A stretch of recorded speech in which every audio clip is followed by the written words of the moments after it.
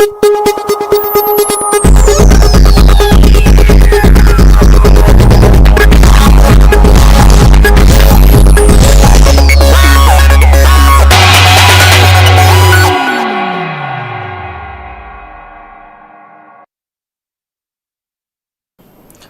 evening, ma'am. Khemchand, Northeast dialogue ta miyam gidamukta pudun laksari topic se dialogue is the only way to restore peace. Same Khemchand hai bane ngasi pujari topic sing ngarang same na kogi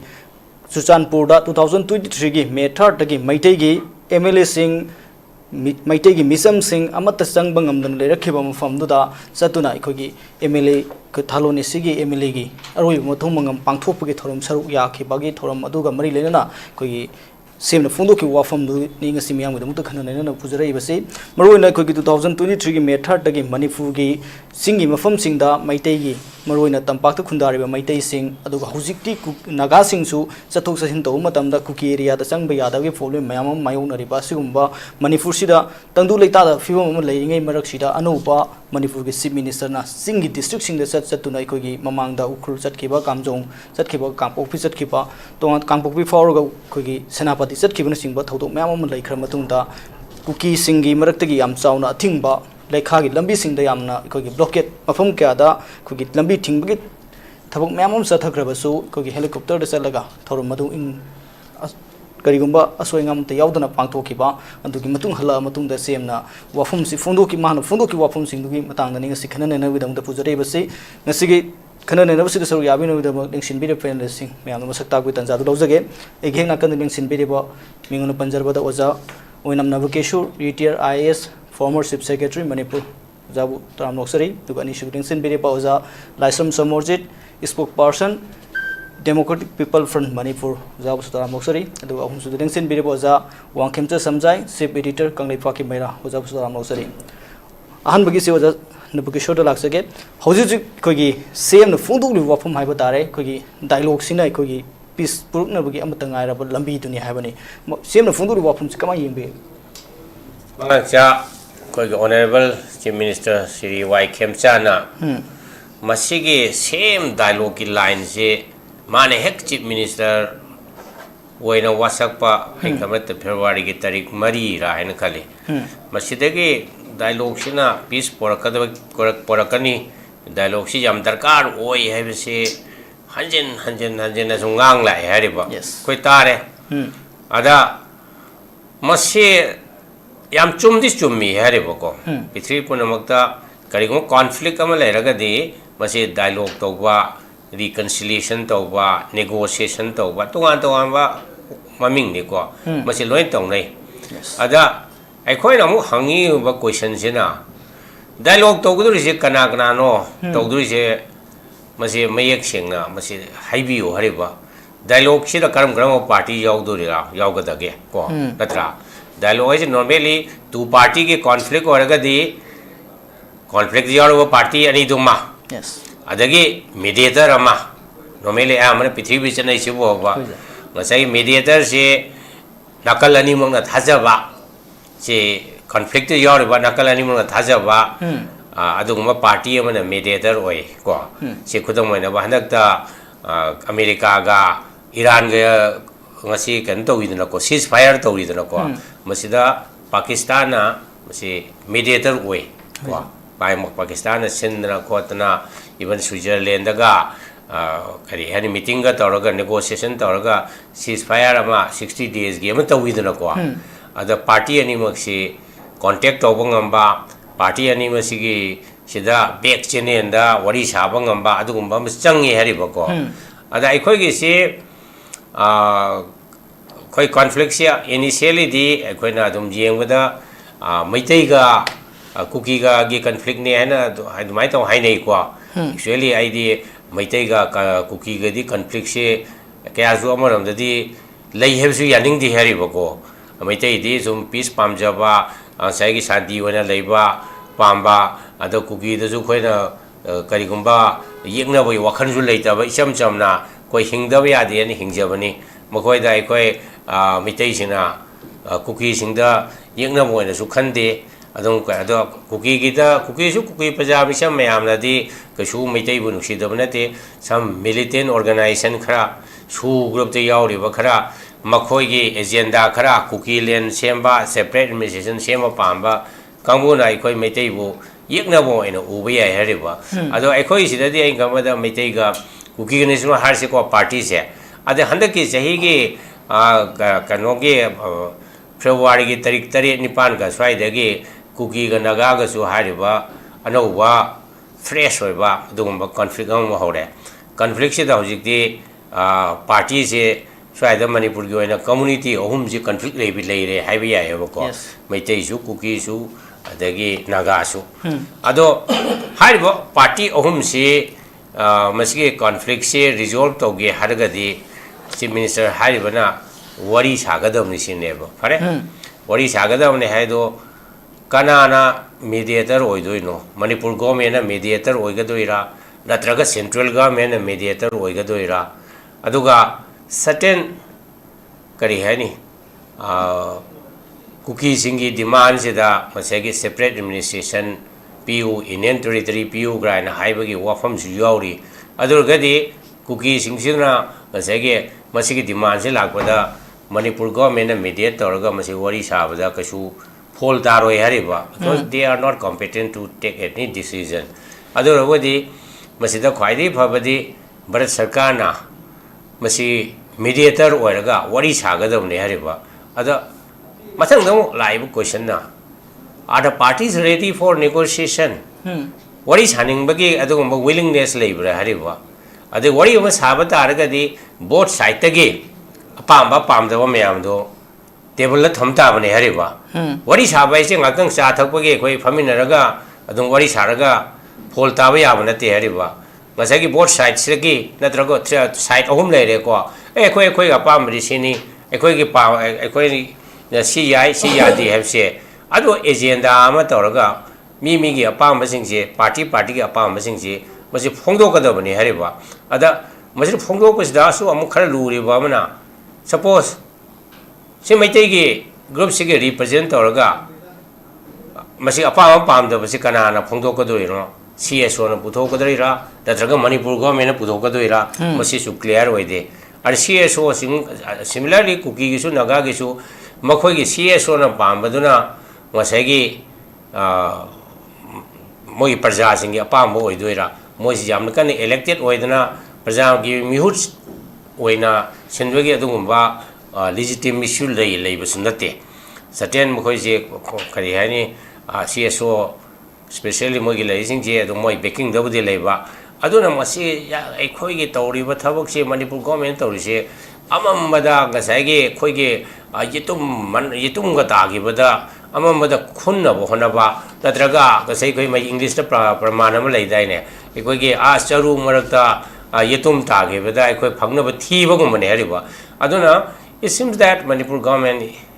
is at a loss hai tare makoi kari tawgada ge khangdaba kasai ge nga ge oiba adum santi purakpasi mi mayam hainai haidana adum kari haini dialogue is the only way to restore peace and some haiba tabadabadi nunga noiba aduwa khutti amta yaudaba khut yaugraba ba hanai biren gi sarkar gi matam da su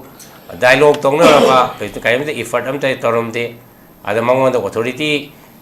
pidabagi ra natraga central government su hojikse dialogue tongna bagi mong su kaimta leite sometimes they have discussions with the su group ki parties induga madusu normally aina sum khamada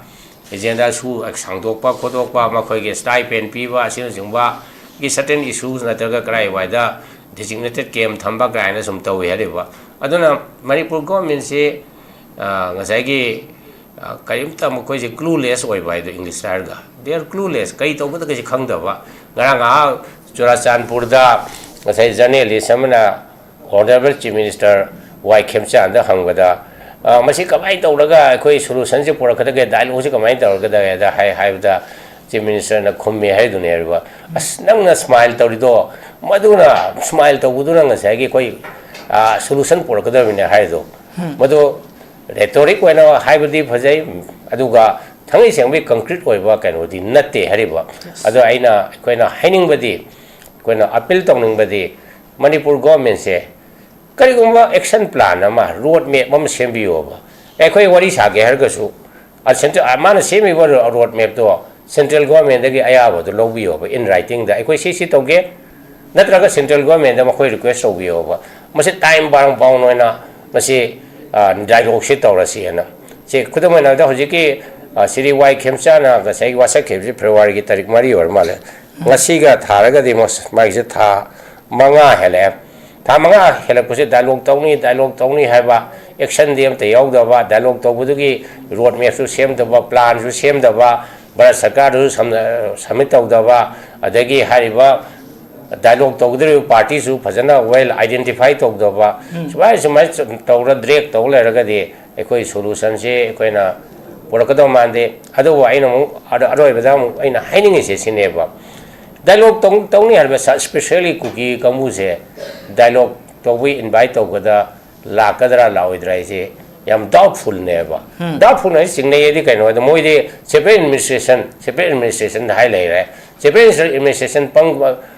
kan to driba madui matang to pidri makai madui political solution do leidri makai koi dialogue ka se ya yawning da bai mong le ba adu ai khana yawroi habidi haiba ngamde ko adu bo masagi invite to na khotna hai road map to da kana to madu da lagtra de force in of them never. Yes. Sometimes you need a force. Kainada hojiki le se cookie size da kulai pai bo kamu sigi mako sina mara moidana masai freedom of speech ngangning ba kaya ngangam da ba mako gi le ba elected leaders sing su adom kari hani kulai pai ba mi sing duna threaten to bodagi moi free one su ngang da ba mako opinion su phongtok ngam da ba ai kon hojik ta ri ba kari hai ni voice se di khulai pai ba mi sing gi voice ne hari ba aduna khulai pai ba mi sing se khulai haina pai han nganu disarm to wa se koina ka laitana hai grab se hojik phau ga manipur sarkar na mana pangba gi mong da kai ta da bai mong da sam tori aduna kaitang manipur sarkar su akhang ahi mayam ga ta na view ma gi le riba IS officer khang de advisor khang de mayam ta na raga masi solution ji kamai parak ta ge road map ama masi phajana action mayam se nawa koi plan A plan B plan C ga hainari dana ko plan ama sembi ho ba plan sem dana wai do dialogue to guna hai si to ni na hai bodo madudi it is just meaningless aina ki am around thamjage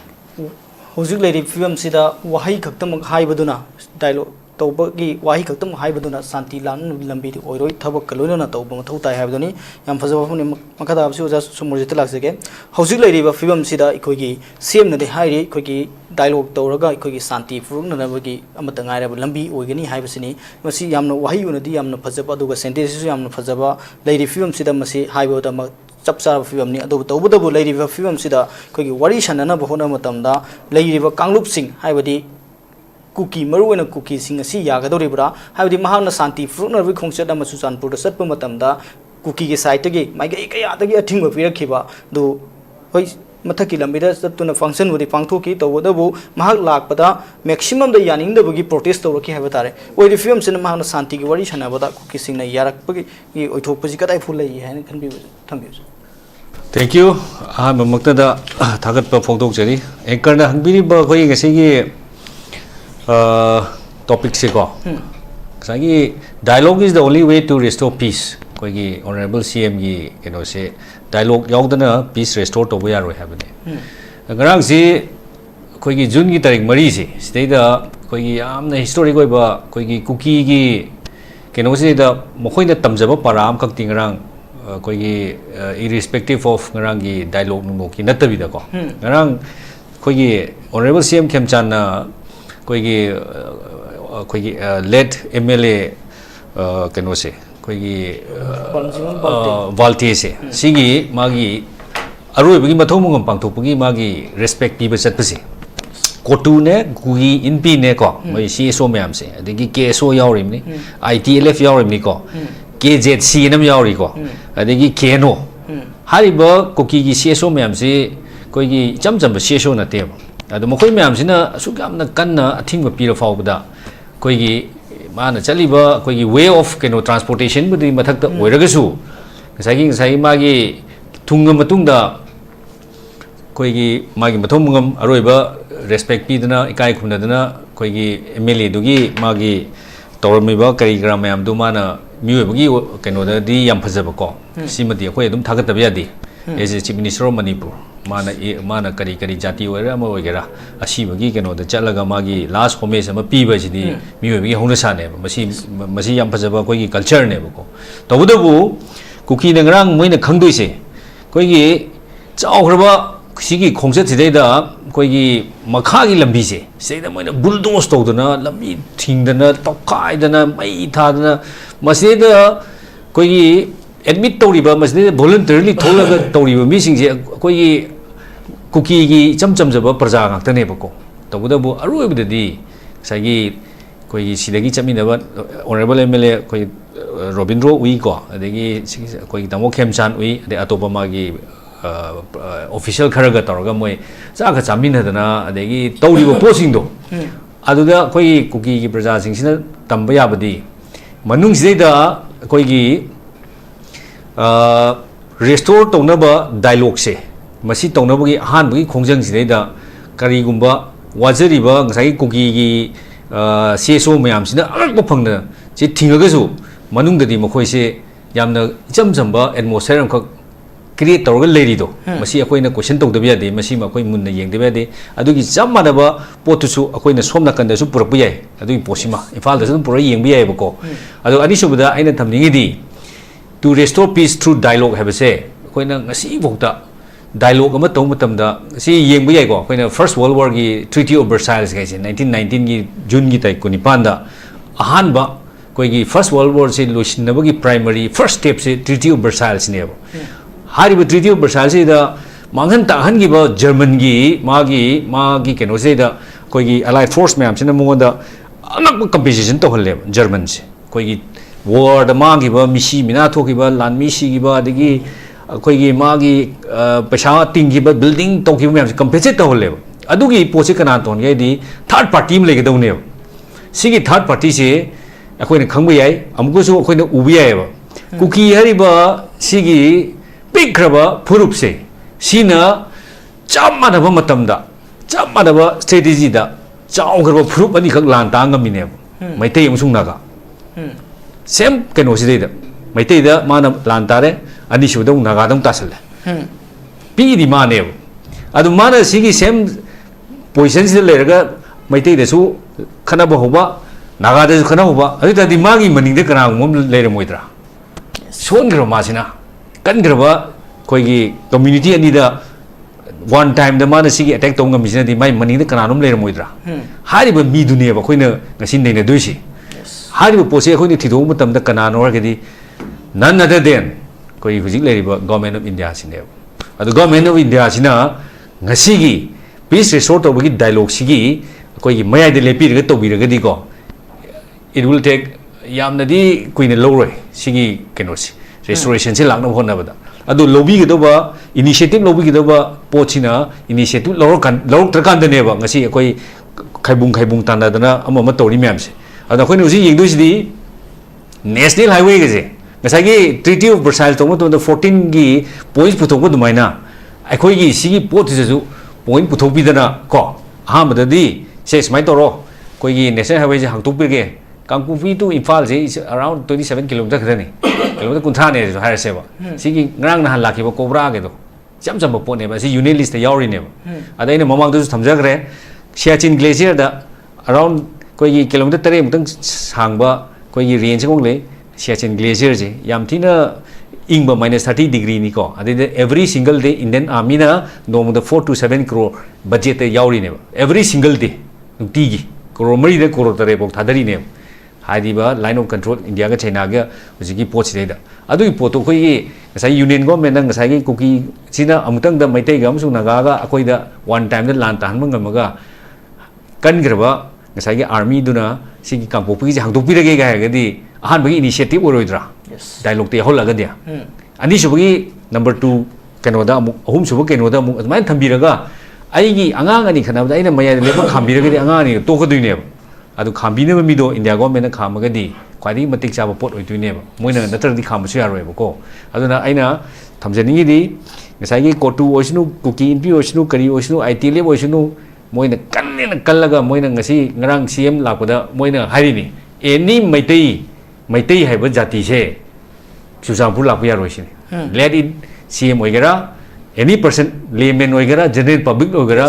ꯑꯩꯈꯣꯏꯅ ꯂꯦꯞꯄ ꯃꯇꯝꯗ ꯀꯅꯥꯝ ꯆꯪꯕ ꯌꯥꯔꯣꯏꯁꯤꯅꯦꯕ ꯃꯣꯏ ꯉꯔꯥꯡꯒꯤ ꯁ꯭ꯇꯦꯟꯁꯦ ꯃꯣꯏꯅ ꯑꯗꯨ ꯇꯧꯅꯕ ꯍꯣꯠꯅꯕꯗ ꯐꯣꯔ ꯗ ꯄꯥꯁ ꯁꯣ ꯃꯦꯅꯤ ꯑꯩꯈꯣꯏꯒꯤ ꯈꯨꯗꯛꯇ ꯍꯦꯛꯇ ꯇꯧꯕ ꯄꯣꯠꯇꯤ ꯅꯠꯇꯦꯕ ꯑꯗꯨꯒ ꯑꯩꯈꯣꯏꯒꯤ ꯑꯣꯅꯔꯦꯕꯜ ꯈꯦꯝꯆꯥꯟꯒꯤ ꯈꯣꯡꯆꯠꯁꯤꯁꯨ ꯈꯨꯗꯛꯇ ꯍꯦꯛꯇ ꯏꯟꯁꯇꯦꯟꯂꯤ ꯍꯦꯛꯇ ꯁꯥꯒꯠꯂ ꯆꯠꯄꯗꯤ ꯑꯣꯏꯔꯝꯃꯣꯏꯕꯀꯣ ꯃꯅꯨꯡꯗ ꯄꯥꯎ ꯃꯌꯥꯝ ꯐꯥꯎꯅꯔꯤꯅꯦꯕ ꯑꯗꯨꯅ ꯇꯥꯛꯄꯗꯤ ꯃꯩꯇꯩ ꯆꯪꯕ ꯌꯥꯔꯛꯏꯕ ꯀꯣ ꯑꯗꯨꯒ ꯀꯨꯀꯤꯒꯤ ꯆꯥꯎꯈ꯭ꯔꯕ CSO ꯃꯌꯥꯝ ꯉꯔꯥꯡꯗꯤ ꯄꯨꯔꯥ ꯃꯣꯏꯁꯦ ꯖꯣꯀꯔ ꯇꯥꯔꯕꯅꯤ they are just joker in the eyes of ꯀꯔꯤ ꯍꯥꯏꯇꯥꯔꯦ ꯉꯁꯥꯏꯒꯤ ꯄꯦꯄꯔ ꯇꯥꯏꯒꯔꯕꯨ ꯑꯗꯩꯗꯤ ꯍꯦꯟꯅ ꯁꯥꯊꯤꯔꯕ ꯖꯣꯀꯔꯅꯦ ꯃꯣꯏꯗꯤ ꯁꯤꯒꯤ ꯄꯣꯠꯁꯤꯡꯁꯤꯗꯤꯀꯣ ꯉꯥꯏꯍꯥꯛꯀꯤ ꯀꯩꯅꯣ ꯇꯧꯕ ꯀꯥꯡꯕꯨꯅꯦꯕ ꯑꯗꯣ ꯁꯤꯒꯤ ꯖꯣꯀꯔ ꯃꯔꯛꯁꯤꯗꯩꯗ ꯑꯩꯈꯣꯏꯒꯤ ꯀꯨꯀꯤꯒꯤ ꯀꯔꯤꯒꯨꯝꯕ ꯋꯥꯈꯜ ꯈꯟꯗꯕ ꯉꯝꯕ ꯃꯤ ꯌꯥꯎꯔꯒꯗꯤ ꯃꯈꯣꯏꯁꯦ ꯃꯨꯟꯅ ꯑꯝꯇ ꯁ꯭ꯇꯗꯤ ꯇꯧꯕꯤꯌꯣ ꯁꯤꯒꯤ CSO ꯃꯌꯥꯝꯁꯦ ꯑꯗꯨꯅ ꯁꯤꯒꯤ CSO ꯃꯌꯥꯝꯁꯤ ꯁꯤꯒꯤ ꯀꯩꯅꯣ ꯃꯌꯥꯝꯁꯤ ꯑꯩꯈꯣꯏꯅ ꯌꯦꯡꯕ ꯌꯥꯔꯤꯗꯤ ꯇꯥꯃꯣ ꯈꯦꯝꯆꯥꯟꯒꯤ ꯈꯣꯡꯆꯠꯇ ꯑꯅꯤ ꯊꯣꯛꯅ ꯌꯦꯡꯕ ꯌꯥꯏ ꯑꯍꯥꯟꯕꯗ ꯁꯤꯒꯤ CSO ꯃꯌꯥꯝꯁꯤ ꯐꯖꯅ ꯅꯩꯅꯕꯤꯌꯨ ꯑꯅꯤꯁꯨꯕꯗ ꯈꯥꯝꯒꯗꯧꯔꯤꯕ ꯃꯤꯗꯣ ꯑꯗꯨ ꯑꯩꯈꯣꯏꯒꯤ ꯃꯅꯤꯄꯨꯔ ꯒꯣꯔꯃꯦꯟꯅ BJP ꯁꯔꯀꯥꯔꯁꯤꯅꯀꯣ ꯏꯟꯁꯇꯤꯒꯦꯠ ꯇꯧꯕꯤꯔꯣ ꯑꯩꯈꯣꯏ ꯁꯦꯟꯇꯔꯗ ꯑꯗꯨꯒ ꯑꯊꯨꯕ ꯃꯇꯝꯗ ꯃꯤꯌꯥꯝꯒꯤ ꯑꯄꯥꯝꯕꯅꯤ ꯌꯥꯝ ꯊꯨꯅ ꯄꯤꯁ ꯂꯥꯛꯄ ꯍꯥꯏꯁꯤ ꯃꯤꯌꯥꯝꯒꯤ ꯑꯄꯥꯝꯕꯅꯤ ꯗꯥꯏꯂꯣग ꯉꯁꯤ ꯆꯍꯤ 3ꯒ ꯊꯥ ꯈꯔ ꯐꯥꯖꯤꯜꯂꯛꯑꯦꯀꯣ ꯆꯍꯤ 4 ꯐꯥꯖꯤꯜꯂꯛꯑꯕꯅꯦꯕ ꯉꯁꯤꯒꯤ ꯀꯩꯅꯣꯁꯦ ꯑꯩꯈꯣꯏꯒꯤ ꯄꯣꯂꯤꯇꯤꯀꯦꯜ ꯍꯤꯁꯇ꯭ꯔꯤꯗ ꯃꯃꯥꯡꯒꯤ ꯑꯩꯈꯣꯏꯒꯤ ꯆꯍꯤ 3 ꯀꯨꯟꯇꯥꯛꯄꯒꯤ ꯃꯇꯨꯡꯗ ꯁꯤꯅ ꯈ꯭ꯋꯥꯏ ꯁꯥꯊꯤꯕ ꯁꯤꯒꯤ ꯀꯩꯅꯣꯁꯤꯅ ꯏꯄꯤꯁꯣꯗꯁꯦ ꯁꯤꯅ ꯑꯃꯅꯦꯕ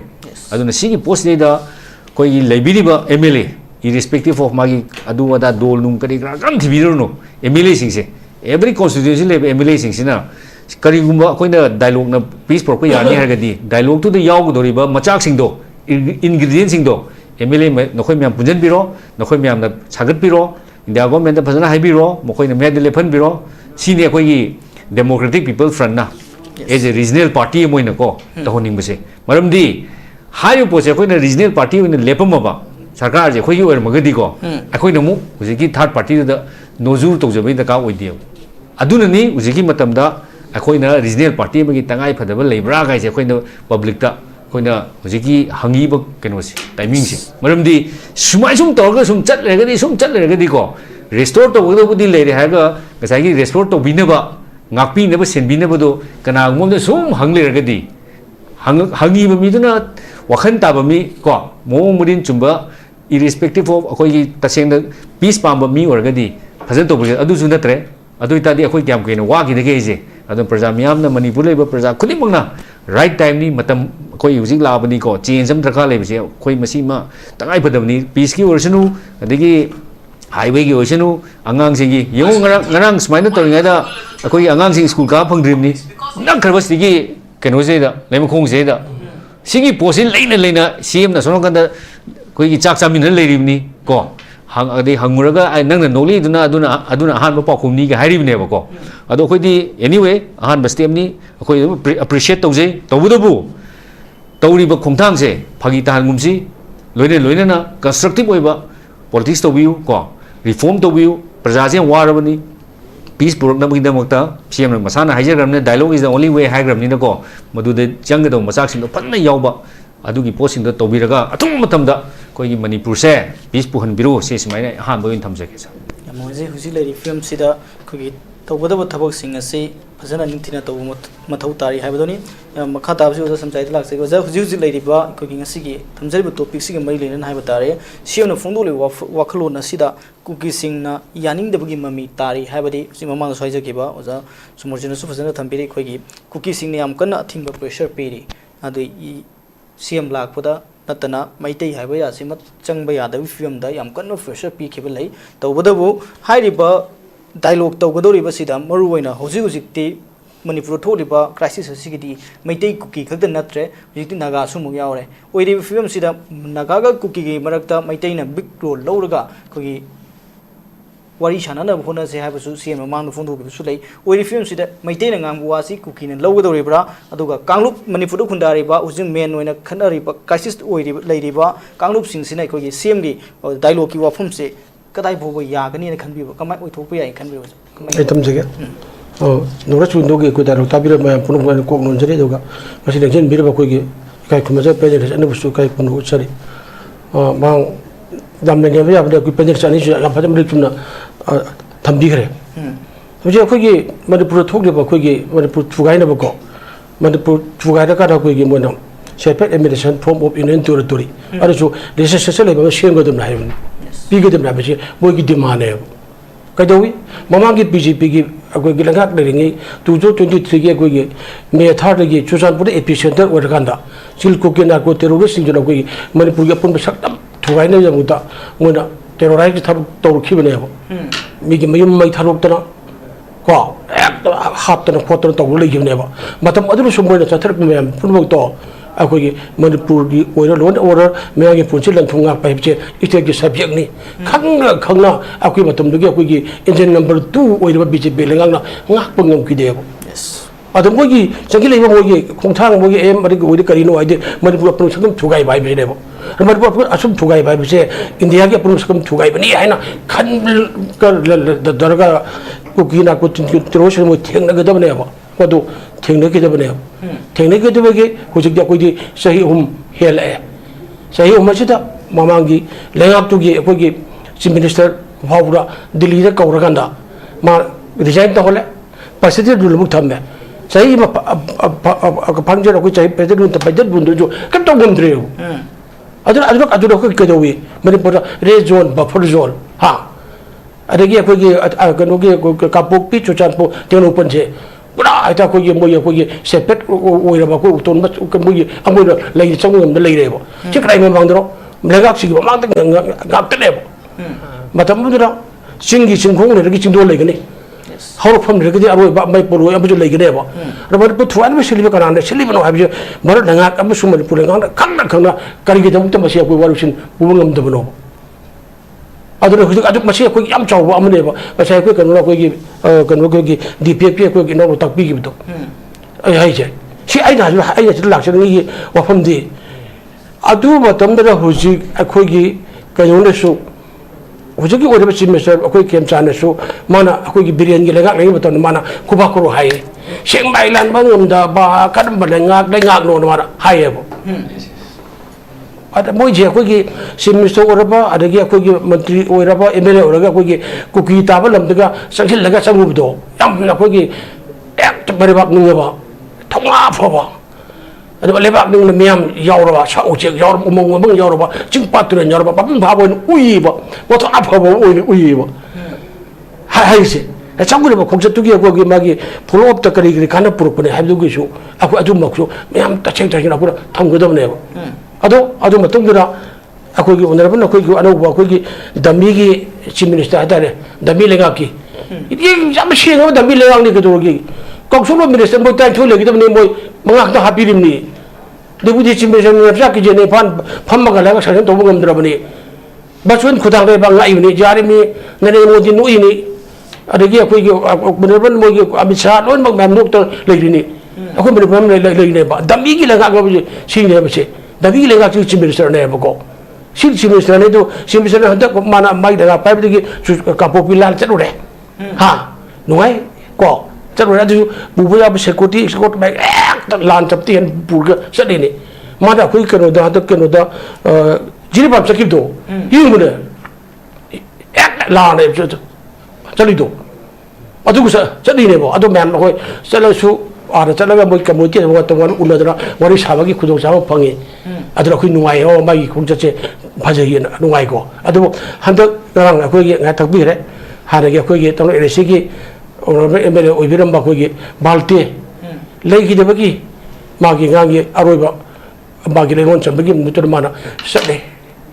betul semua lah kini hai botam dulu di ngatak topi gitu hanya jeroiba kuki memang orang pernah begitu lekagi lambi tokai ko to laknu nang laki harga dia ko siapa imacen do pigi ni hai bagi yani hai bagi purga lau aku na siapa investment form of industry je phang mau da ko hongoi no lau li de bo ho adubu bayang ko lau du gi marakta ona bri semester mana support sa laganda adamagi mathom mong yaudna saminna thaminna tawgi do yam nuai yang musibah ko, musibah saya aku DPP kita aku panbigi do, ada yang bagi kuki bagi tong bagi teroris macam mana aku bagi mag tahu tu kesu kunjah ceng aku macam pun betul nanti, bagi macam itu mah पुनुंग में लेबो उबगे मा फंगबगी उबुदु फंगु लेबो अदु मतम जु मांग China लाक्सनी गी दी मान चलु बसे क्वाइटगे दा फबो अरे अदु मान हायरे शांति वरी शान डायलॉग उदर का लेरोइन हायरेबो डायलॉग तुगु यालाम द मगी सि लाबदा मोय piece committee सेमे piece committee Seng मतम दा पीस कमिटी सेंग बिदो मसक मनु मदु हान मसा उनरम दे ना हा लोइन मोय तोखी अदुगे मोय मेमांग सोंग फाएबो peace committee same peace committee बिरेनी मतम दा कांगोंग साइरा नो पीस कमिटी दो पीस कमिटी अगो हाइरम देना मांग थोगा हाइरिनेबो अदु हुजि किबना अदुना सि डायलॉग तबो ग्रेसो तबो वारी सारम गातना हाइने हाइ तारगदि अदु हुजि सुबना पीस कमिटी सेम वारी सारबगी वासो मोन लांगम देबो क्वाइटगी मरोना हुजि बोइबो मियां की म्यूट हाइबो आथमन खंगबरबो मियां की उहुत ओरो मोय माथफु हुफुरे मिगी अनि बदि तागन पुसि लोमदरा लेखिद्रेको lemur bogie award remaining prize लेरु मोगी यांखै ग निपान जे मोय अमत पुनमग मिब्राबो कुकी की एमएलए बोय मयाम दो कोई नगा की एमएलए ते मयाम दो अमत पुलगा मणिपुर कंदबगी एमएलए जी मियाम की मिहुट लाइजे मियाम की मिहुट लाइजे मियां को थादे देबो नगा गाक पखोम तोंदरिबो मियां की मुला हाइबो आथ खंद्रे हा मणिपुर का कोंग जाय बेबक थुगाय लो बेबत मियां की मिहुट नामदिरा अमत पुनरा नमद्रे सिमिस्टर जो बोय म पुनमा बिरेन जो याला मदो मुंग नमद्रे अमत नमद्रे मतम भारत की प्राइम मिनिस्टर नरेंद्र मोदी करिगनो बीजेपी और एमएलए दो और चुनाव मदो पुनगे दमनेरा अरु पुनम गमद्रे कादो कांगोंग साइरा कोई लेबकी थमबनेबो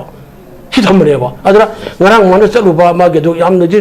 वाय अदगा गाइले पंबिरेगो ओजाना सो पंबिरे हारे अखोगे कनोना अखोगे एनआई की पंबिनो हंगे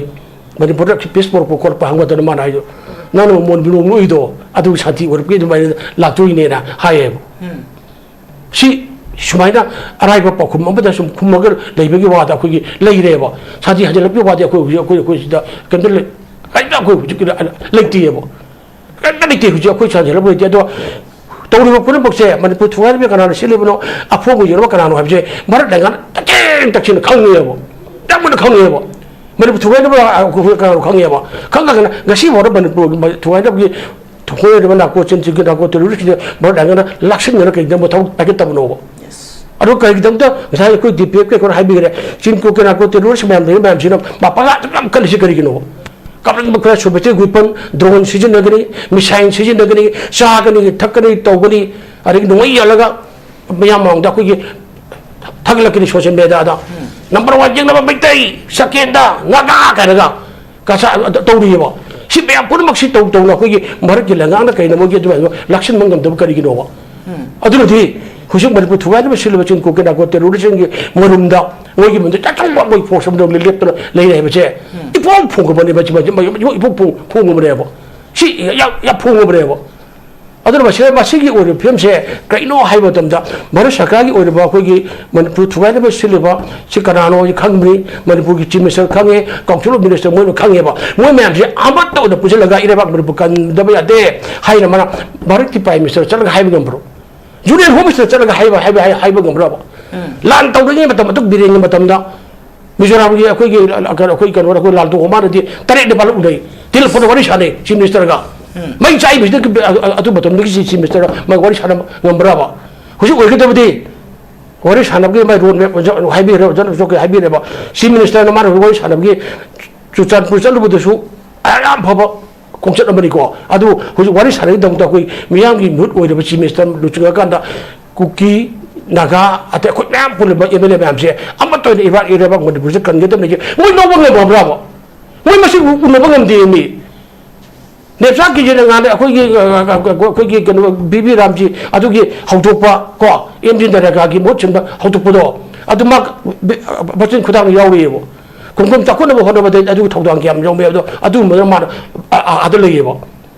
अदुसु को चीफ मिनिस्टर ना नंसिला होई फाला होय सितो होय हाइबे मा गमदेबो उई मसिन उनबा याद्रगा कबाय तो माइ बात करनेबो मियाम की मुट मसिन उनबा यादे मोय वरी सानबा यादे अदु कबाय तो को मरे बाप चिक को कंदुनबो अदु लाइन हेक चपक को चीफ मिनिस्टर ना दिल्ली से मतम ने मा लबी सेमनबा अरेगे को के चाना थंगनबा स्कूल अदु तोनबो अदु की बिखा निरोनोबो अखोई हुजु थोइबा लानसे लोसेन होदा पिउ आई सुन हलोय दिल्ली दगी आई चुंगान हलोय prime minister nang na kari ki sahi hum bache hui fa khoi jiu le nang da foreign country man ko de ba chakot ba bisik bharat oi na ba 274 de 47 hai ri ko la kari ki ro nang na khoi manipur la ga na myam shi re ko de ma pu na mak ke jong ngam da bno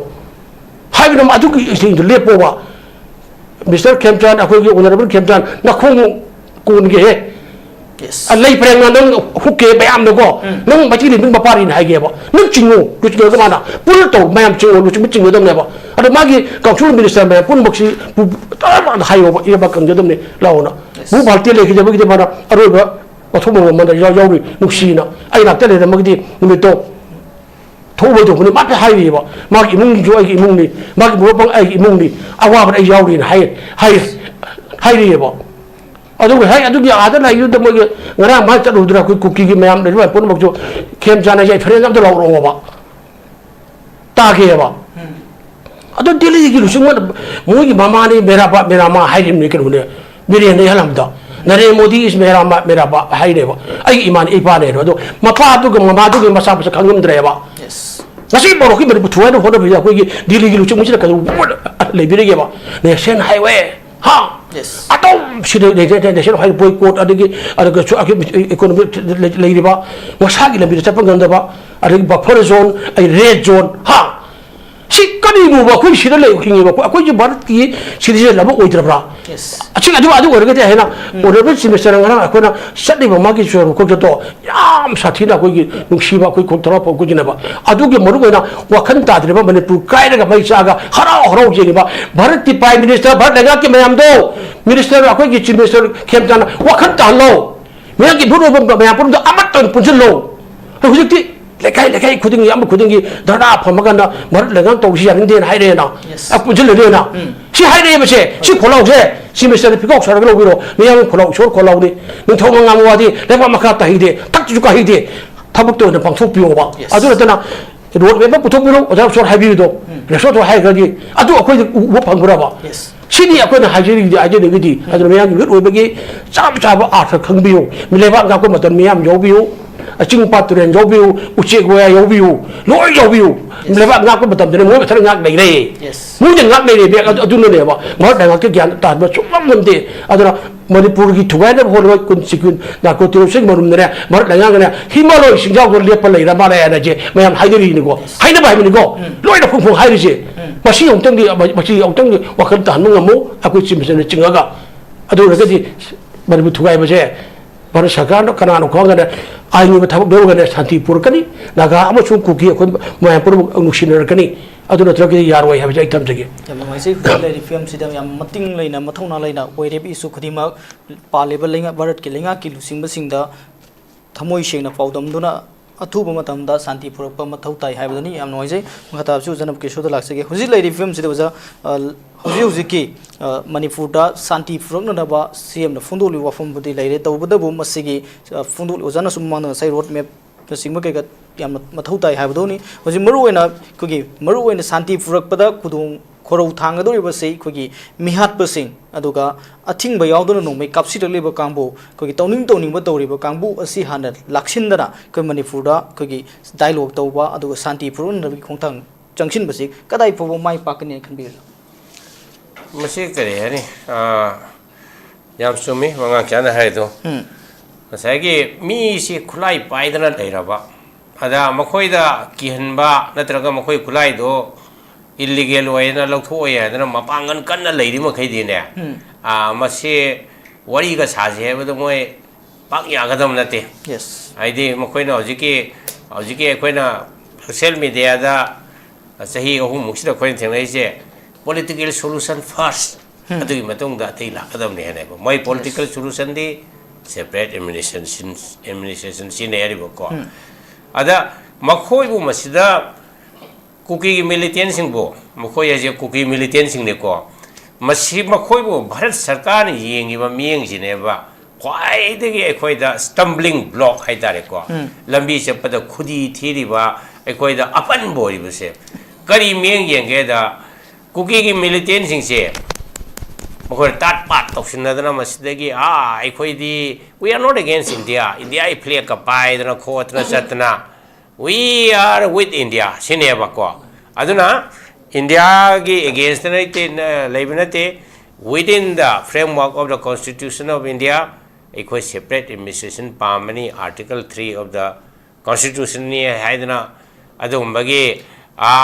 picture of Mama paint over but a Barasakana Sutare. Where is Barasakana Maite Yamasung Nagari and me and Huyang Sheva? Quagi historical game, Madam the Gay, at a day, Madam the Gay, Maite Gidi, Maite Naharon Sing Mayam, India Quay, independent or Gadamani, a quay force or an out of the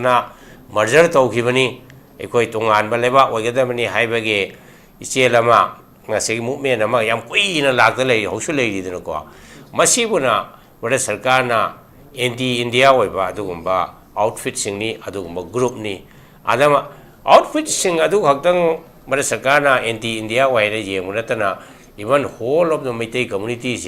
Mackay Haiba, Sugumba, Meitei, Harun Singh sympathizer or White Tareko.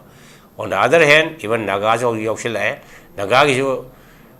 India independent Wagadavaniana, NSCN, Amasung Karihan, Nagagi movement, Karatorimini, Laimniqua, ceasefire Tori, Ozixo, separate flag, separate constitutions, the another lady. And the high river Nagams who may take groups in anti India or anti constitution or Adumba Kari movement, he had the might of Barsakan Yangapa.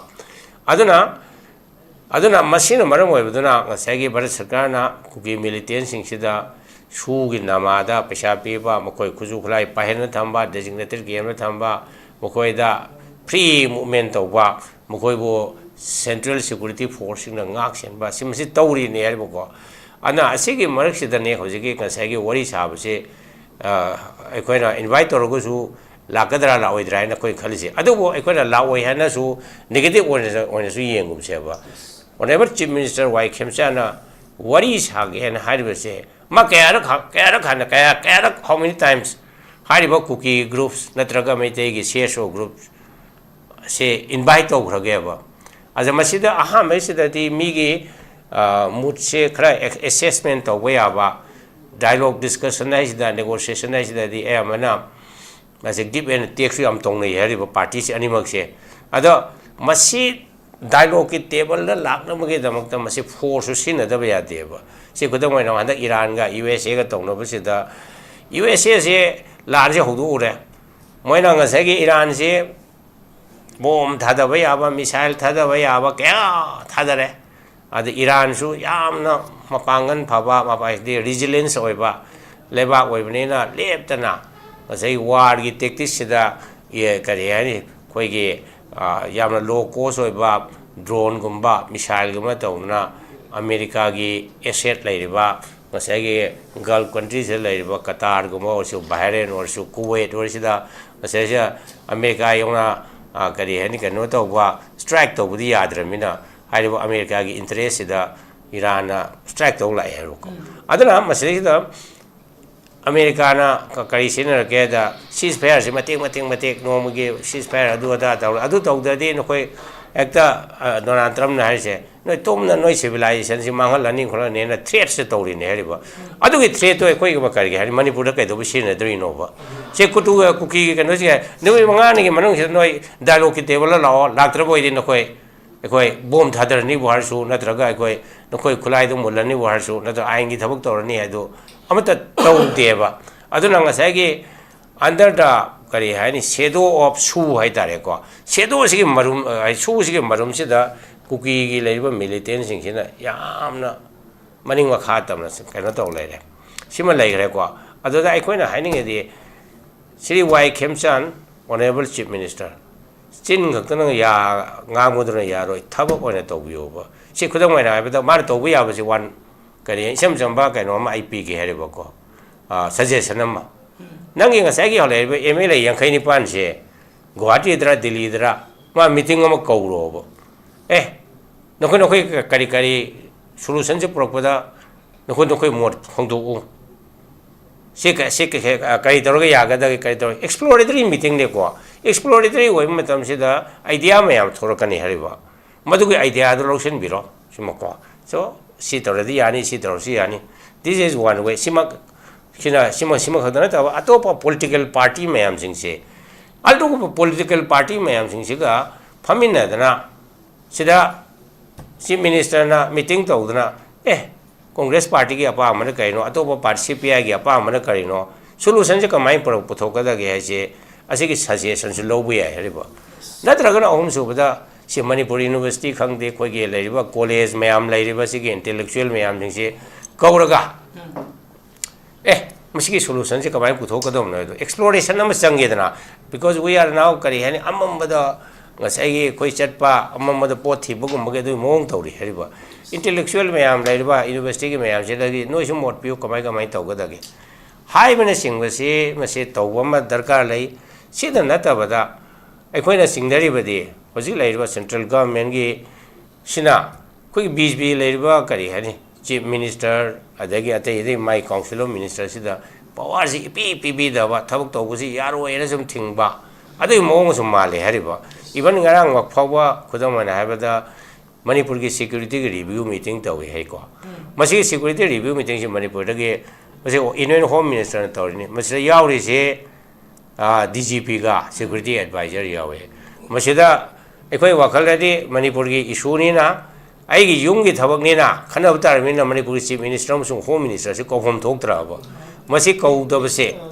video conferencing kuthang da saruk yai haiba masi tonga paper sing di phone ke chief minister se chief minister amadi home minister adu chief secretary khabar dadi ekoi pa ba da kaya madu ai par ko khabar se kaya yaw da ba hai tare ko adu yaw ma di phare adu da hoji ki port se khana ri base da masi ki plan of action khara di koi draw up to ta bane dana ko ai di jam high level ke roni ado thangai se me di masta operation law and order ki to ba di state government ki makha to ga da mani ada state government ki su hoji unified command je chief minister da pi bu ki mong su man de am khotong meeting to we wani chief minister sindu ai be order su ngasi phau du u de ari ba aduna ekoina hiding ibadi yamno routine noiba thabak ngasai development gi labi semani thong sarani adu torni ada sumatam tasro sumatam mangan ba chief minister su ba ma gi determination na ma yauna ai khoi gi lam sigi irang si amtang no sin gi haiba gi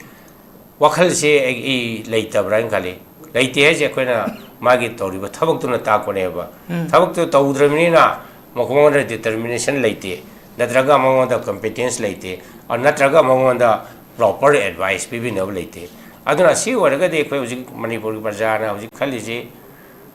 till the next election anova government ama laga matam do koi Manipur ki solution se lakadra ina khalle hariba uji ki laiba sarkar se di matam le na bage sarkar oina to re hariba matam le no bai di ma gi a lambi thong semba masai gi kari hai ni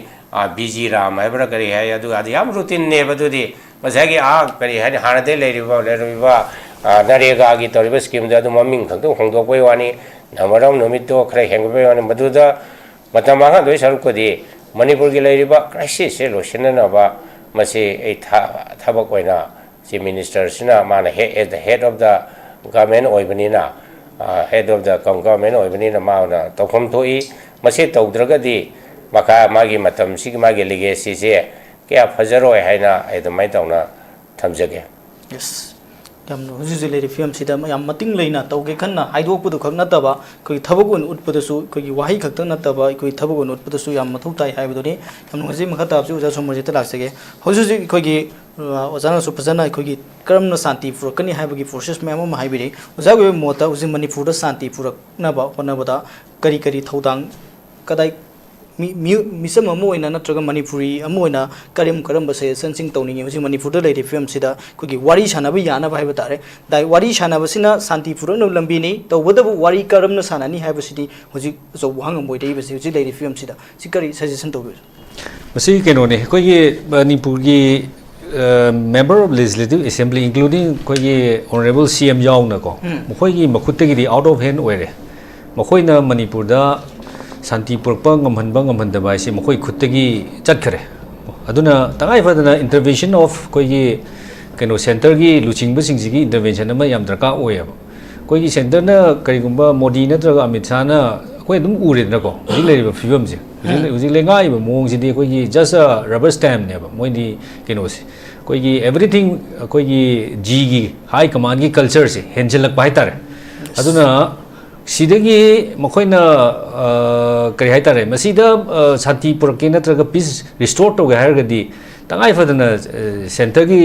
कोई की intervention हम याउद्रगदी सिदा लेरिबो कोई की member of legislative assembly की सिगी मिहु सिंगसिनदी को मसी एज ए लेमेन नत्रगा डेमोक्रेटिक पीपल फ्रंट की स्पोक्सपर्सन मोइना को आई सुमाइना आई सिगी मतंग सिदी विदाउट सेंटर की इंटरवेंशन याउद्रगदी मखोइ मतंदा कोई तौग्रे हाइगुदी पोतुदी मोइदा अदुगी विल दुदी खर लामना लेगरनी मरमदी ngasi fawda koina yengba yarise tongan keno myam am thokre jiri gi thodong myam thokre ko adegi hojik lelon wifi gi thodong thokre adi cobra gi ngrang than cordon torga moi su de yob militant cham hena moi nga aga natraga pha du gi cordon tor thami bani adu karigmo phone kon khara degi dum thadokhi du ne bako adu sigum bagi issue macha example macha myam jina koi gi bjp sarkar jina इरें जना centre दगी कोई with political will लमगा को अदगी mu बगी humanity की केनो का येंबिरगा स्माइना फजना मोइना इंटरवेंट तौद्रगदी मणिपुर द लेरिबा इंक्लूडिंग चीफ मिनिस्टर यावरगा माई काउंसिल ऑफ मिनिस्टर्स को हजि फाउदा मोइ अहुम मरी कैबिनेट की लेंग द लेरिबा कांगु अदगी एक्सपेंड तबो ngamdriba for the last 4-5 months the minister expand tong ngamdaba gaisi masi कोई की पॉलिटिकल हिस्ट्री द मणिपुर सी हान बने अदो एवरीथिंग सिद तौरिबा से डिक्टेट तौरे आम तक तकी को अदुना डिक्टेट तौरगा लेबा केनो से द अखोइना येंबे यार से येंगो अखोइना अतै दि कौरबसु अदुबु as a regional political party अमा ओइना अखोइना खरगरा मियाम द खितंग माइमि छिंगनिंगी से अखोइ से मियोबा मना कोई से कह हाइतारे human memory are very short live कोई से एकदम कौगल कोई की सेप्टेम्बर की तारीख मंगा राजबारी की शिलोंग की डेमोलिश तौग्रीगजे कौग्रीना कोई अदुसी कौबम दिथोक्तबने मणिपुर के याम हक्सनना लेबा इतिहास दा कोई की आदा पुरगा नेक्स्ट नमफुदा साइन तौहनगिबा जगानी खोगनी गाइजे कोई मिटमांग अंगांग द कइदो थिन तौदो तारीख 9 दा तौरगा अक्टोबर की तारीख 9 दा पूरा डिमोलिश तौरगा सेंकुप सा थुगाइग्रीनेबा राजबारी से सी याब्राबा अदु सी की पोसे सुमाइना तौरी पोसिदा कोई मणिपुर लेंगाक्ते करी अपील तौदना करी चे थादना मसी अमु हना रिस्टोर तौगदमनी सी अमु सागदौनी सी यावग्रबरसिंदा अदु सिगुम्बगी अपिक स्मॉल इश्यूज मोइ ममांगददी को अखोइददी एज ए रीजनल पार्टी मोइददी अखोइददी सी यामना लुमना लोगजेबा अदु सिगुम्बगी इशू म्याम से सिदा लेरिबा लेंगाक लोंदा यावबिरिबा म्याम सिनगा पुखतपिबगी करी करा अखोइदा काइदा करी ताग्रगेबा निल लेइतेबुसी लेन अदुगुम्बा लेबा ngamba लेंगाक ओरगदी शांति पुरकपदसु मोइ मथौना फर तौरगदोइनेबा अदुनने आइना मेंबर ऑफ लेजिस्लेटिव असेंबली की वहन तोकसे वोट कारी म्याम सिना अमतंगदी हुरेन नुंदांग तुम मतमदा अमतंगदी खनबियो मसाइगी रिजिट पेमेंट की कोई कोला साबगी ड्रेन तौबगी अदु तौबगी अदगी सोराता पैसा थाबगी लाहराबो यावबगी अदोम द माक्ता चलरोइसे बुजिक्ति बूस्ट तौबिरोबा प्रेशर पिबिरोबा तौद्रगदी आई के छि तौरादौनिको नय हंदकी मतंग से हेमनग्रेको तोंग लौबी दंगा के सिरिगे अखोइ सी मतंग सी योरगदी आई सोंगमरो नोगी एमएलए के दरका तादे का हाइबो ngam मी खरा थोपिरो अदुको प्रेशर पिबियो तामो खेमजान चखिनि प्रेशर पिबिरगदी अदु प्रेशर पिबो ngam मी से दरका ओइरे मेंबर रिस्पेक्टिव ऑफ माई की दोल की लोई कौथोंनरसे हुजिक से अखोइना येंगे जे ट्राई कोई सिगी बीजेपी की सरकार से अमरोमददी यामना कह हाइतारे यामना अखोइदा निंगनबा याम फावबा अदुगुम सरकार ओइरे या सिगी अखोइना मखोइदा यामना करिगो मखलमतगी एक्सपेक्ट तौनिंगाइ इरे लेसिलक्तबा हाइतारे सही ट्राई तोई खरे हेलपा बीजेपी नि सरकार पालकपदगी अखोइदा येंगाइसे कोइगी पेट्रोल पाव भुंगा पिरमदो लुपा चाम 10 युक्सन करे एलपीजी लुपा चमरी पिरमदो लुपा लिसिंग अमगा चाम याखै युक्सन करे डॉलर लुपा हुमफु लेजरमदो 96 युक्सन करे नत्रा अदगी कोइगी बेटी बचाओ बेटी बढ़ाओ के 2015 दा नुपी अंगांग सेमखनब पास होगे बिल दो नसीदी कमाय तो 3.5 लाख की नुपी रेप तो बिलीब इंडिया दा सी कमाय तो नोबा राम मंदिर साइ अयोध्या दा हेक सालो ngarang han da crore chani की स्कैम हम थोकरे पा crore chani क्राइ क्राइ नो खंगदम मफम 90,000 schools इंडिया दा either demolish or merge school से कोई यांगलिन सरुनी अदुगी 90,000 स्कूल से कोई demolish तौगिबा नत्रगा merge तौगिरे हुजि भोगी केनो जेदा अदुना प्राइम मिनिस्टर की कोविड मतमदा पीएम केयर फंड crore लिसिंग तरे का चनी है ना डोनेट लाइन सिगी मरिक चुंबा कनो उद्रिबनी अदुना सिगी सरकार से दा कोइना थाजनिंगाइ जे कई लेरिगे सिंदा अदुना कोइना येंबु यारिसे सुमाइना थाजनिंगाई लेत्रगसु लोसिलपदि अखोइसे मणिपुर मचा गाक्तनी वारे अखोइ मसे वामिनदोइनी तुरे अखोइ मसे तुमिनदोइनी लेंगाक्ता यावरिबा नखोइ अतैगी चिंगी तोखरगसु नखोइ निफुदंदी करि मखदि तोबियुसिनी नखोइ निफु कदंदी थोलागा थोपिरो प्रेशर पिबिरो लाउबिरो खोंबिरो को नोइ बोतसु यामना कनो ओइबिगनोबो बोत एसिदि प्रजाना दुम माइ थमोइद लेग्रम अदु सिगी फिगम दिदा लागा मथंग बोट लेके खलगदी it is very shameful sigi position sum leraga mathang vote leke ga khallaba mi yauragadi ko adu matang leringai da timing is everything matam jaringai da pot khudi mu loi to hodamni adu matang matam jadana to pot tu di hayeng mi ne su chingthana biroi adu matam jaringai da matang jaringai da thokpiraga manipur ima se yam ware kari mukhadi to minerasi aduna khoi de pot tang iba de angang sing gi dream yam setter to riba naron sing inkhalai ba angang sing gi dream yam ji kai leri ngo तल्लबने Manipur करी तौदोइनो से हाइबदा कोइगी अस्के तौदोइनो Manipur the बोइना को अदि ngरang nan de issue ma'am की मथक issue ma'am अदि ngasi ju खबर याव दुनि CBI ना कोइगी अरामबाई की करी अंगा मैम म सिगी तौब खोपा अदि ngरang nan ju NIA की अदु issue न थल्लब सिदैदा आइदे नते एंकर नते बा तौदि थबक से member of legislative assembly की द यावरिबा legislature द यावरिबा मखोइदो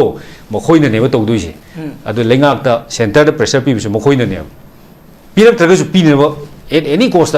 प्रजा मैम तानरगा मियाम तानरगा इंटेलेक्चुअल थिंक टैंक मैम तानरगा अखोइसे वामन गे के दौजिगे कमाय गांगजे के दौजिगे कॉन्स्टिट्यूशन की करम लो द कमाय यावरी के दौजिगे कनाद थारगा दि चटकनी खोटकनी हाबसे कमन की केनो प्लेटफॉर्म द अखोइ मैमजिन नैनरगा मणिपुर की एज ए होल मणिपुर से अमतंग कंदे यादि इरिस्पेक्टिव ऑफ गसाई मखा द चपंगम दबगी वारी तमो खेमचान गसी मखा द चपंगम द्रिबा दगी द ममा की सीएम दगा जिरी रे हलेई बखोले मैम से मोदी टेररिस्ट की स्टेट अदु ओइरबने मणिपुर टेररिस्ट की स्टेट से आई सुम खजबदको लितान द नहान नागा हुम स्नाइपर केनम त थारगा तौरिब जगह से सिगी रेंज से याम लाप रेंज ने अदैदा सिनरिब खुलाई से चमचम सुदे ओब मी मने त पाइब खुलाई नि ओम तो मंदे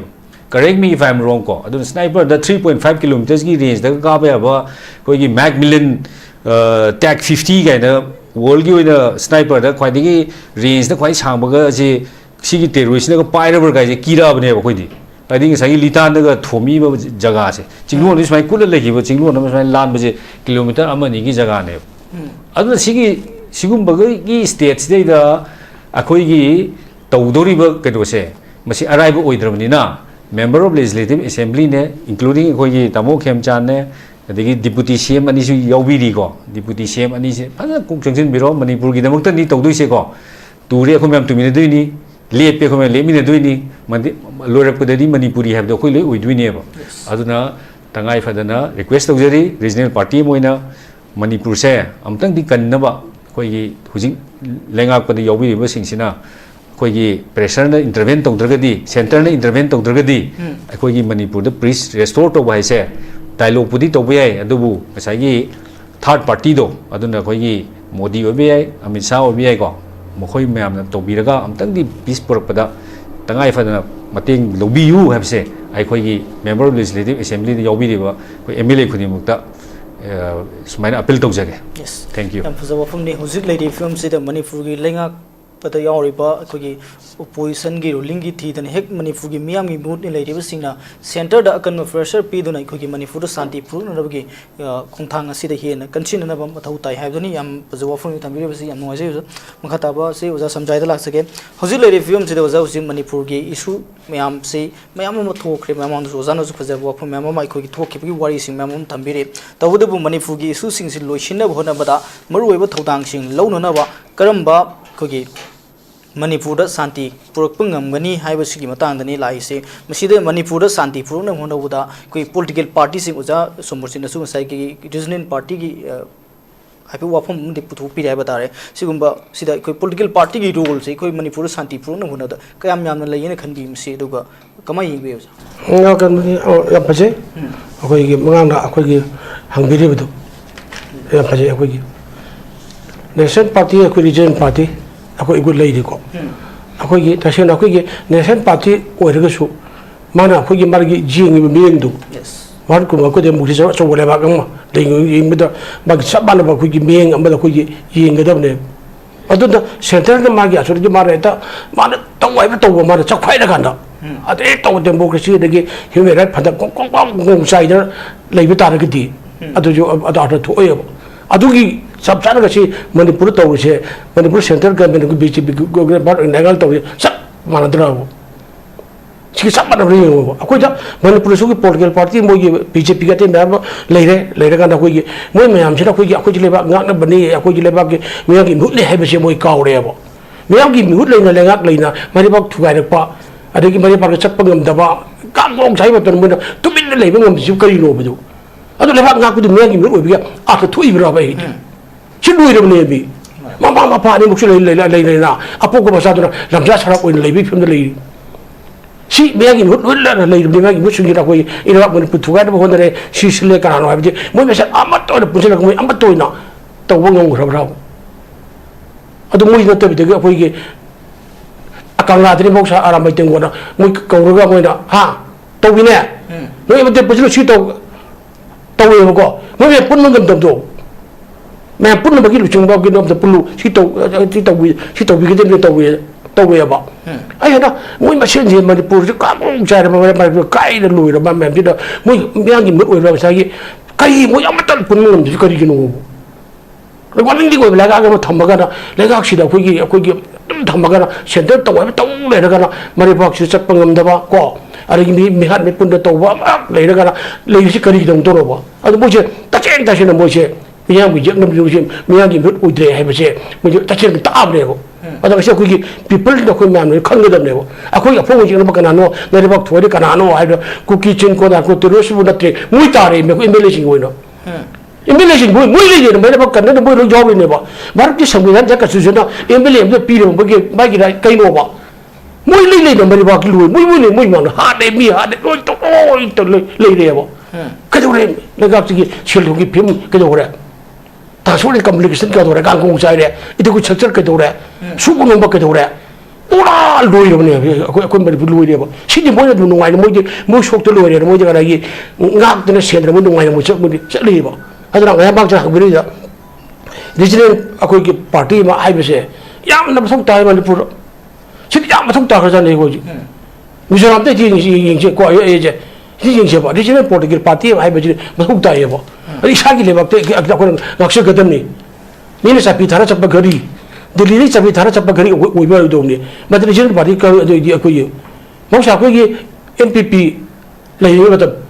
ꯈꯪꯉꯤ ꯆꯍꯤ ꯌꯥꯝꯅ ꯄꯥꯟꯗ꯭ꯔꯒꯁꯨ ꯀꯣ ꯔꯤꯖꯅꯦꯂꯤꯖꯝꯒꯤ ꯃꯥꯒꯤ ꯑꯆꯨꯝ ꯅꯤꯌꯣꯝꯗꯨꯅ ꯄꯥꯜꯂꯒ ꯑꯩꯈꯣꯏ ꯂꯩꯉꯥꯛ ꯆꯠꯆꯟ ꯃꯔꯤꯕꯥꯛ ꯅꯨꯡꯁꯤꯅ ꯉꯥꯛꯄ ꯉꯝꯃꯦꯕ ꯑꯗꯨꯅꯗꯤ ꯑꯩꯈꯣꯏ ꯇꯁꯦꯡꯅ ꯑꯩꯈꯣꯏꯒꯤ ꯔꯤꯖꯅꯦꯜ ꯄꯥꯔꯇꯤ ꯃꯊꯧ ꯇꯥꯏ ꯑꯗꯨꯒ ꯔꯥꯖꯅꯤꯇꯤ ꯇꯧꯕ ꯃꯤꯁꯤꯡꯒꯤꯅ ꯔꯥꯖꯅꯤꯇꯤ ꯇꯧꯕ ꯃꯇꯝꯗ ꯃꯔꯤꯕꯥꯛ ꯃꯅꯤꯄꯨꯔꯁꯤ ꯅꯨꯡꯁꯤꯒꯗꯕꯅꯤ ꯑꯩꯈꯣꯏ ꯔꯥꯖꯅꯤꯇꯤ ꯑꯦꯝ ꯑꯦꯜ ꯑꯦꯁꯤ ꯀꯩꯅꯣ ꯍꯥꯏꯕ ꯑꯥꯔꯊ ꯈꯪꯒꯗꯕꯅꯤ ꯃꯣꯏꯅ ꯁꯪꯕꯤꯙꯥꯟꯗ ꯄꯤꯔꯒ ꯑꯩꯈꯣꯏꯒꯤ ꯁꯛꯇꯤꯁꯤ ꯀꯔꯤꯅꯣ ꯑꯩꯈꯣꯏꯒꯤ ꯃꯊꯧ ꯀꯔꯤꯅꯣ ꯈꯪꯒꯗꯕꯅꯦꯕ ꯃꯊꯧ ꯑꯃꯠꯇ ꯅꯠꯇꯅ ꯃꯣꯏꯅ ꯒꯦꯝꯕꯔ ꯋꯥꯔꯜꯗ ꯇꯥꯎꯔꯒꯥꯟꯗ ꯑꯩꯅ ꯃꯉꯥꯏꯔꯦ ꯑꯥꯏꯅ ꯃꯥꯡ ꯊꯥꯔꯒ ꯋꯤ ꯌꯥꯎꯗ꯭ꯔꯦ ꯃꯤꯌꯥꯝ ꯌꯥꯎꯗ꯭ꯔꯦꯕ ꯃꯥꯏ ꯀꯤꯗ꯭ꯔꯦ ꯃꯤꯌꯥꯝ ꯌꯥꯎꯗ꯭ꯔꯦ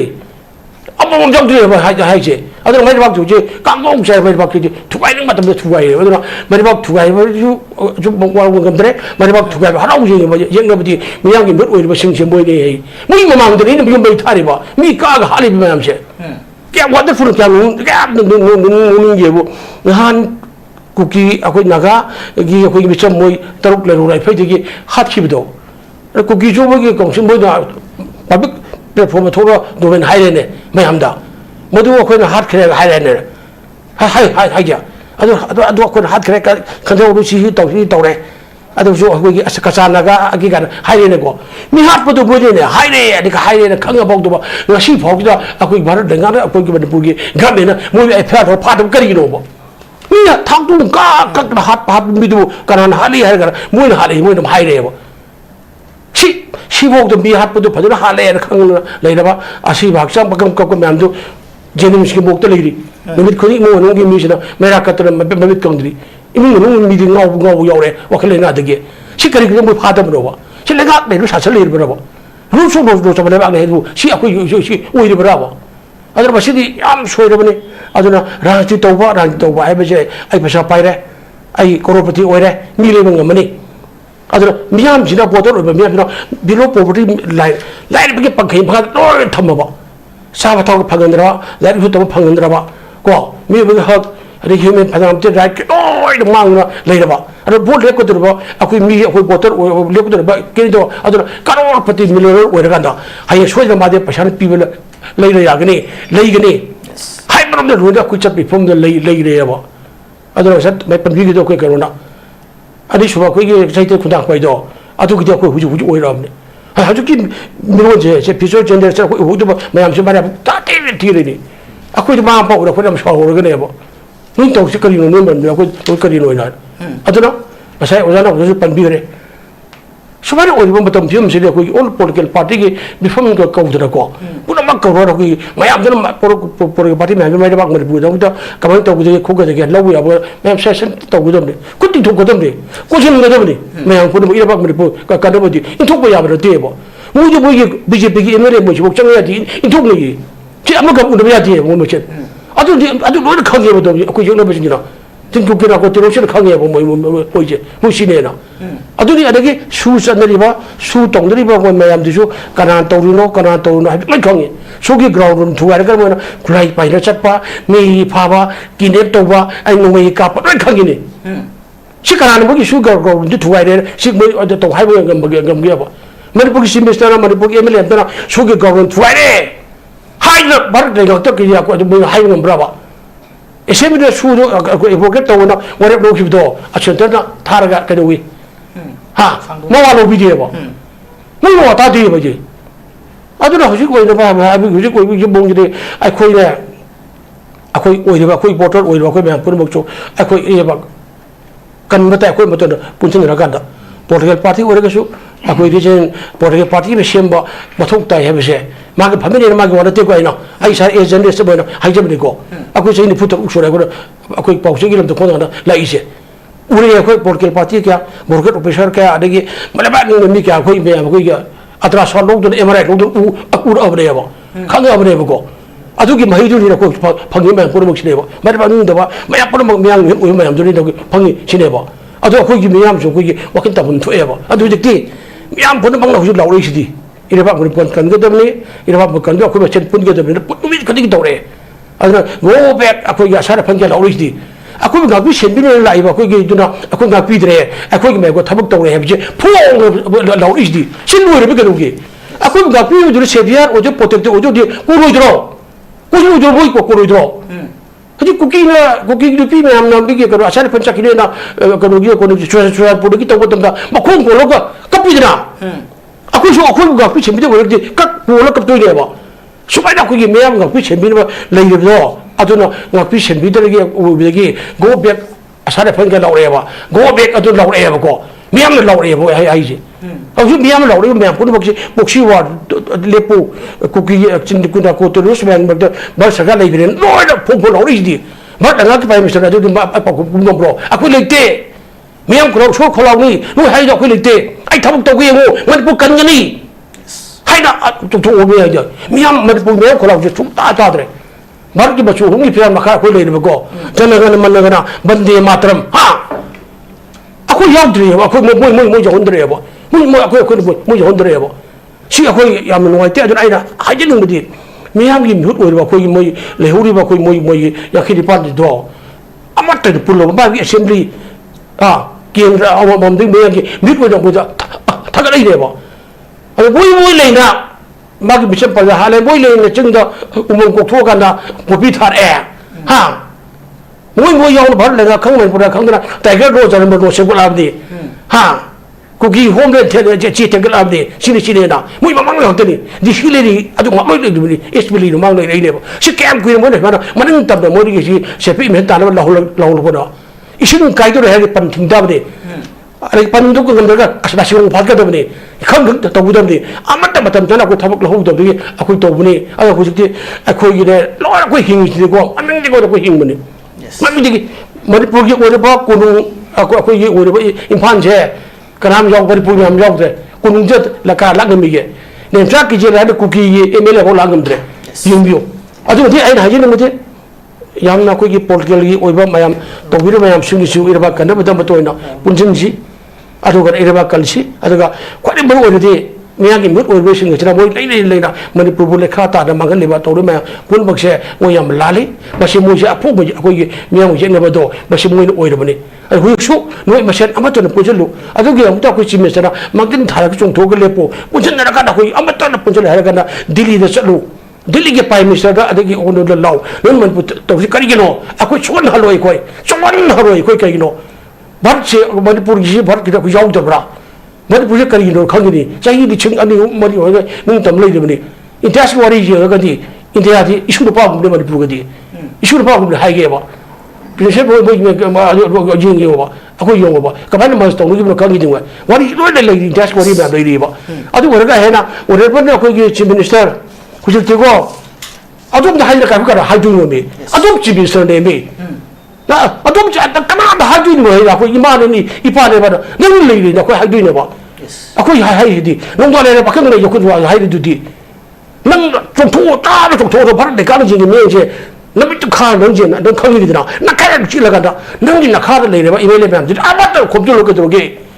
ꯈꯣꯝꯖꯤꯜꯂꯣ ꯏꯔꯥꯕꯥꯛꯀꯟꯁꯦ ꯑꯩꯈꯣꯏꯒꯤ ꯃꯇꯝꯁꯤꯗꯅꯦ ꯇꯧꯁꯤ ꯍꯥꯏꯌꯣꯕ ꯉꯔꯥꯡ ꯆꯨꯔꯆꯥꯟꯄꯨꯔ ꯆꯠꯂꯤꯗꯣ ꯊꯦꯡꯛ ꯌꯨ ꯚꯦꯔꯤ ꯃꯆ ꯌꯥꯝ ꯊꯥꯒꯠꯂꯦ ꯅꯪ ꯅꯊꯧ ꯐꯕꯅꯦꯕ ꯑꯗꯨꯃꯥꯏꯅ ꯇꯧꯗꯅ ꯃꯔꯤꯕꯥꯛ ꯃꯅꯤꯄꯨꯔ ꯀꯟꯅꯕ ꯍꯣꯠꯅꯕꯗ ꯂꯣꯏꯅ ꯀꯨꯀꯤꯒꯤ ꯑꯦꯝ ꯑꯦꯜ ꯑꯦ ꯅꯥꯒꯥꯒꯤ ꯑꯦꯝ ꯑꯦꯜ ꯑꯦ ꯑꯩꯈꯣꯏ ꯄꯨꯟꯁꯤꯜꯂꯀꯥꯟꯗꯅꯦ ꯑꯃꯠꯇ ꯀꯟꯗꯕ ꯉꯝꯃꯣꯕ ꯅꯣꯏ ꯃꯁꯦꯟ ꯍꯩꯔꯖꯣꯡ ꯑꯁꯨꯝ ꯇꯦꯂꯪꯒꯥꯗ ꯍꯤꯞ ꯇꯧꯔꯤꯗꯤ ꯀꯃꯥꯏꯅ ꯇꯧꯗꯣꯏꯅꯣꯕ ꯑꯗꯨꯅ ꯏꯔꯩꯕꯥꯛ ꯅꯨꯡꯁꯤ ꯏꯔꯩꯕꯥꯛ ꯀꯝꯃꯤꯅꯤꯇꯤ ꯆꯤꯐ ꯃꯤꯅꯤꯁꯇꯔ ꯑꯃꯨꯛꯀ ꯍꯥꯏꯖꯒꯦꯀꯣ ꯑꯗꯣꯝꯗ ꯍꯥꯏꯖꯗ꯭ꯔꯒꯗꯤꯀꯣ ꯑꯩꯈꯣꯏ ꯀꯅꯥ ꯍꯥꯏꯗꯣꯏꯅꯣ ꯃꯌꯥꯝꯅ ꯑꯣꯅꯔꯦꯕꯜ ꯀꯥꯏꯅ ꯍꯥꯏꯔꯛꯏꯁꯦ ꯍꯣꯔꯤꯕꯜ ꯑꯅ ꯍꯥꯏꯔꯛꯑꯅꯦꯃꯤ ꯍꯣꯔꯤꯕꯜ ꯀꯥꯏꯅ ꯍꯥꯏꯔꯛꯑꯅꯦꯕ ꯁꯤꯗ ꯈꯪꯕꯤꯌꯣꯕꯁꯦ ꯁꯤꯅꯤ ꯑꯩꯅ ꯍꯥꯏꯖꯔꯤꯕ ꯑꯩꯈꯣꯏ ꯀꯞꯄ ꯌꯦꯡꯉꯨꯉꯥꯏꯗꯤ ꯏꯔꯩꯕꯥꯛꯁꯦ ꯅꯨꯡꯉꯥꯏꯇ꯭ꯔꯦꯕ ꯑꯗꯨ ꯆꯤꯐ ꯃꯤꯅꯤꯁꯇꯔ ꯅꯈꯣꯡ ꯄꯥꯏꯗꯅ ꯍꯥꯏꯖꯔꯤ ꯈꯣꯏꯔꯝꯃꯤꯀꯣ ꯅꯪ ꯑꯩꯈꯣꯏꯒꯤꯗꯤ ꯅꯣꯡꯗꯥ ꯂꯥꯏꯔꯦꯡ ꯄꯥꯈꯪꯕꯅꯤꯅ ꯑꯩꯈꯣꯏꯒꯤꯗꯤ ꯅꯪꯅ ꯑꯁꯦꯡꯕ ꯆꯤꯐ ꯃꯤꯅꯤꯁꯇꯔ ꯕ꯭ꯔꯦꯟꯗꯒꯤꯁꯨ ꯅꯪꯅ ꯍꯦꯜꯂꯤ ꯏꯕꯣꯕꯤꯁꯨ ꯅꯪꯅ ꯍꯦꯜꯂꯤ ꯑꯗꯨꯗꯤ ꯍꯦꯜꯂꯤ ꯍꯥꯏꯕꯗꯣ ꯂꯩꯕꯥꯛ ꯅꯪ ꯍꯥꯏꯕꯗꯣ ꯅꯪ ꯎꯠꯄꯤꯔꯣ ꯅꯪ ꯎꯠꯂꯨ ꯑꯩꯈꯣꯏ ꯃꯤꯠꯇꯤ ꯈꯪꯖꯔꯒꯦ ꯏꯔꯩꯕꯥꯛꯁꯦ ꯀꯣꯏꯆꯦꯟ ꯆꯦꯟꯗ ꯁꯥꯟꯅꯖꯔꯒꯦ ꯊꯥꯡꯖꯤꯡ ꯆꯠꯆꯔꯒꯦ ꯀꯧꯕꯨ ꯆꯠꯆꯔꯒꯦ ꯍꯥ ꯑꯩꯈꯣꯏ ꯎꯅꯖꯔꯒꯦ ꯀꯣꯜꯂꯒꯦ ꯂꯩꯀꯣꯟꯒꯤ ꯂꯩꯔꯒ ꯁꯥꯃꯤꯟꯅꯕꯗꯣ ꯑꯩꯈꯣꯏ ꯂꯩꯖꯔꯒꯦ ꯂꯩ ꯄꯔꯦꯡ ꯑꯃꯗ ꯑꯣꯏꯖꯔꯒꯦꯕ ꯎꯍꯟꯕꯤꯔꯣ ꯑꯗꯨꯅ ꯍꯣꯔꯦꯟ ꯇꯨꯝꯕꯗꯤ ꯍꯦꯟꯅ ꯈꯟꯕꯤꯔꯣꯀꯣ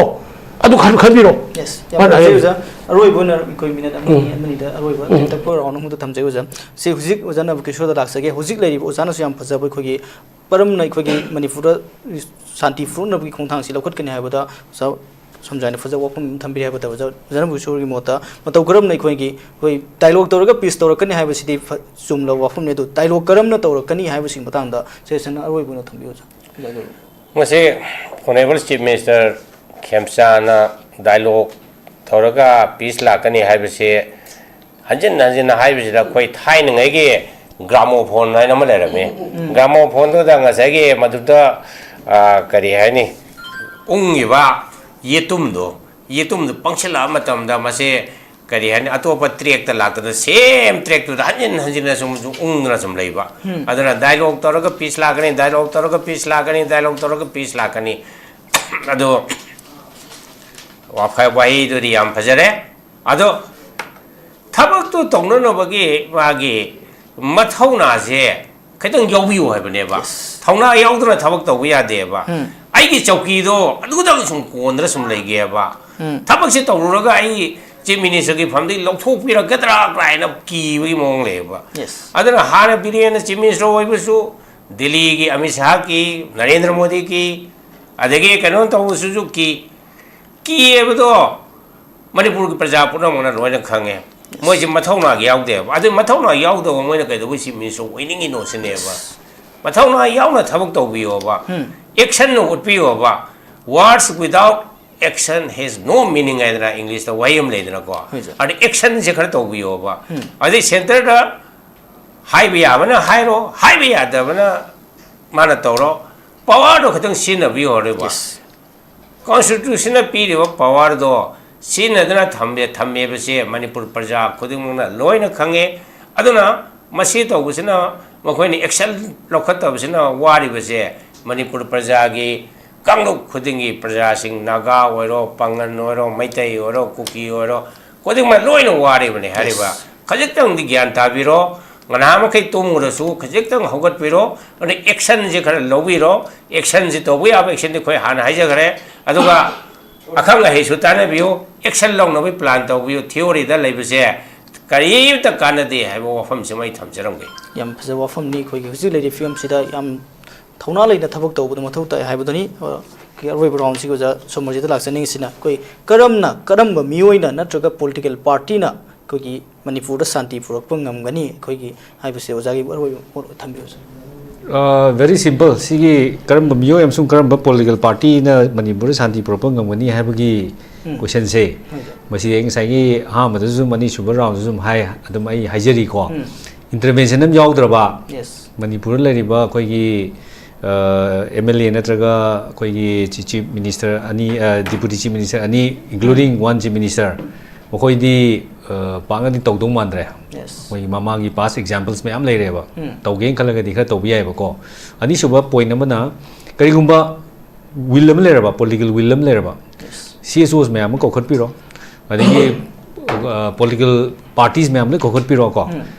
common platform amada including koi gi democratic people friends yon view ko as a regional party moina saru ya jage aduga koi gi ideas me am share tawna si ko adugi de lakpa public ki kenoji lakpa adugi meeting dugi agenda dugi losilapagi koi gi warusindo madugi potu deida pula punna pressure piminaraga koi gi kenoda sidi aroiba warib ni manipur miyam amsung manipur leba political party si miyam gi aroiba warib ni aduna masi tawde yadabani haibagi khongset ama delhi da miyam punna chaminarakanda delhi da akan pressure man tawrakanda ware koi se enough is enough ko koi waman gre yam henman gre aduna waro isina madi mathau tare adugi waro isindo koi praja miyam gi sigumba koi agenda sida nainarakanda aroibagi sigi conclusion de la abanina nakoi tangai fana mana pangba yaroi nakoi yaudaba yaroi aduna ji haigera kari haigera koi miyam punna chaminaraga hariba podo thaminaraganda masagi solution se yam nakna lakani na ismain thamse yam fazaba wafamni hauji lere film chuda pun collective oiba effort ama mathau ta yabadoni aroiba no samsai da ina da mani dang tentak na thambi koi khoi gi keno gi so hojiki question wahang tang la sigo jai koi gi national highway sing hang dana question tuk jungchen gi tawba matam sida haidi khulai myam paisilaga leiriba singi area singdagi khulai sing lokhatana karamna koi shanti wari sabasi oi thokane khanbi ba tentak na aroiba stambi amang akoi gi engkan hangduri do yam tu na hange akoi me hange ari akoi gi penen akoi discussion award akoi gi atai myam ai samang ta chu ai paper gi ira train da kaida lo iri amyam akoi am da lodi myam alam na ti poktok dok do alam na thung lok do papa ma sang ta oira malene alaman haiwa mangsok kamen khangna thakshuk khasirena chapado apaba masaka we haba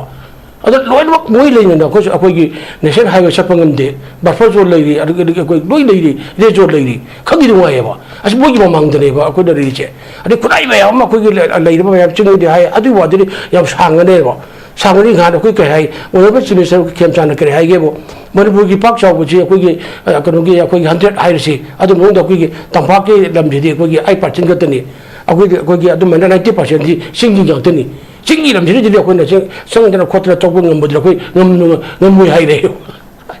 adu la hai re adu loi re ge du di sa adu achu loi re ba si adu loi re ba hui nga ore hui bu thi na ka je lei kai lo de no khagam nei ji sa la gi jung ni hui di lo yeng ba se ja yeng ba adu shini adu ga sai khut pan bi do adu na man puje kaman shanti pur ka de ge hai ba gi mod pi jo hai da gi sai khut ju pan bi ma pan bi ge ko ru chumi adu ga na hai man pur shanti pur ka ni man pur ji ka de ge man pur kana kan ge ri hai di kanan ka lo mi ya mata ka lo man pur mi ya pur ma akoi am to na ko na